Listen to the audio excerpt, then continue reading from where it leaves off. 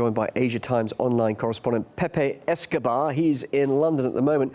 Pepe, we've just heard from the US saying that Israel is justified over its concerns over the Hezbollah threat. So what Israel has done in self-defense is right, isn't it? Look, let's recapitulate. First of all, this is an act of war, an unprovoked act of war and a provocation at the same time. Why happening now? Starts with Chuck Hagel's head of the Pentagon tour of the Middle East and Israel a few days ago. Remember that Chuck Hagel was against arming the rebels in Syria. Then he changed his mind. He said that the rebels actually used chemical weapons in Syria with no evidence. At the same time, the rebels start losing ground inside Syria. The Syrian army has been making advances in the Hama Homs corridor these past few weeks.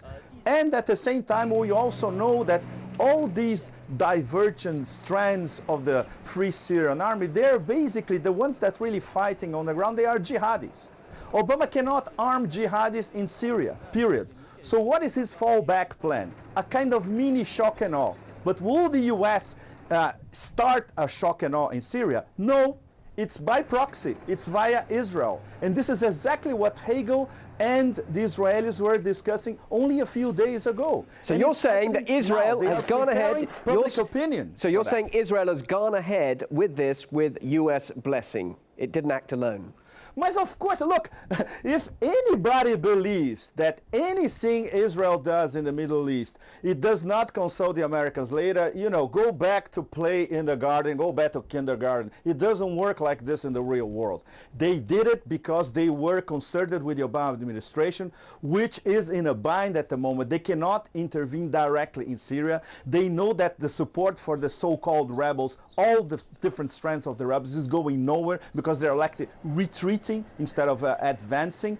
So Israel, with this provocation, they're waiting for a response, either from Syria, either from Hezbollah, or better yet, from the point of view of the Obama administration and Israel, from Iran. So if Iran and Syria don't do anything for the moment, they just wait, this will be seen as it is, just a provocation. But if there is, the slightest bit of a response from either Syria or Iran, that's the perfect pretext for what? A mini shock and awe against Syria. So what sort of response then are you expecting from Syria? It surely can't just choose another conflict, bearing in mind its circumstances at the moment. And Iran, would that really respond militarily to what's happened in Syria with regard to what Israel's done? Exactly, but that's the point. The hardliners in Washington and the hardliners in Israel, they are expecting exactly that, a non-measured response from Iran. It's not going to happen. The Iranians might calibrate their response for months from now, in fact. Different targets, maybe not even in the Middle East, Israeli interests outside of the Middle East. The Syrians, they are moving some of their missiles to the northern part of Syria. We still don't know what they're going to do about it. Okay, but Pepe, just briefly, just how dangerous then is this situation now? Is this really a sign of what everybody's been worried about? Is the sparking off of a regional conflict, just briefly? Yes, absolutely. And in fact, this proves, among other things, how desperate this so-called coalition of the willing, US, Brits, France, Saudi Arabia, Qatar, and Turkey are with what's going on inside Syria. They were expecting the Bashar al-Assad government to collapse in a few months. It's over 2 years. It's still in place. There are no major defections. They still control the business classes in Damascus and Aleppo. It's still there. It could fight for a long time. And they want a quick resolution. So they use Israel as a proxy.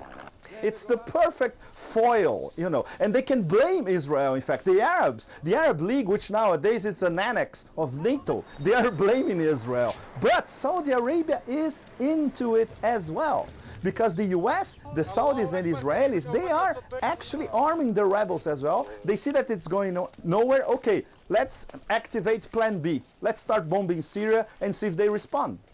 Pepe Escobar, live in London, Asia Times correspondent. Thank you very much indeed for your thoughts on this. Great to get your perspective. Thanks for joining us live on RT.